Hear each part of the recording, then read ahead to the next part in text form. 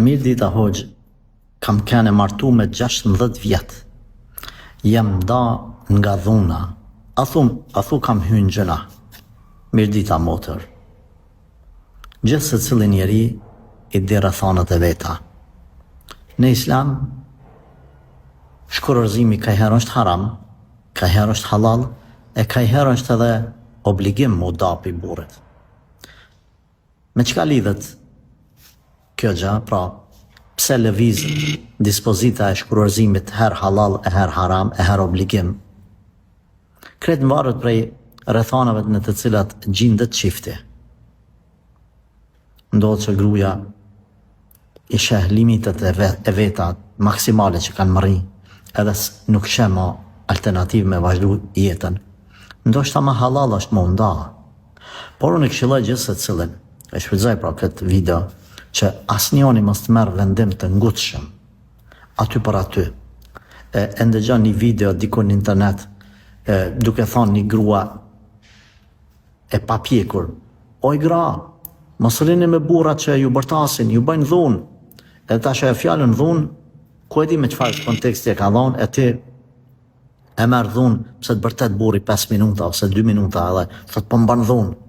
Ndajuni, ju jeni krenare, ju bënë jetën e juj, mos u mbarni prej burrave, ju jeni të zojat e vetës. Ndash pastaj. Pastaj lindin problemet. Shkon te baba te nona, të vdes baba nona. Vllaznia fillojnë mos mu interesu për ty. Nuk vjen me të lyp kërkush. Nusët e vllaznive me të klyer shtramt, fëmijët e vllaznive. E bosh razi me gjetë një burr ku ama i keqe, e veç mos mu bot tepër në shtëpi të vllaznive. Pra, çka po du ma thonë? Nuk po them ty as ke hyrë gjëna, as nuk ke hyrë gjëna. Nëse ti ke pa limitet e tua që kanë shku në skaj, elhamdulillah. Por, mos u ngutni. Ajo që o kry, ty Zotit begatoft, e të bekoft, e inshallah Allah ta bën një zgjidhje ku është ma mira në botë.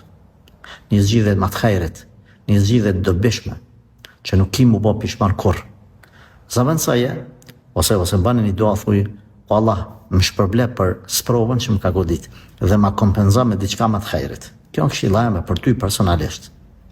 Por, këshilla përgjithshme, as një vajzë, as një djalë, mos të marrin vendime të ngutshme për shkurërzim, të inspiruar, të emocionuar nga ndonjë video aty këtu e shpejt, e dikuj që e thot një video në internet, por pastaj pasoja ti i marr vet, e jo ai që ka thonë atë video në internet. Në konsultim me njerëz të mençur dhe dal nga dal me sabër para se me marr vendimin e ngutshëm për ndamje. Allahu ju rujt.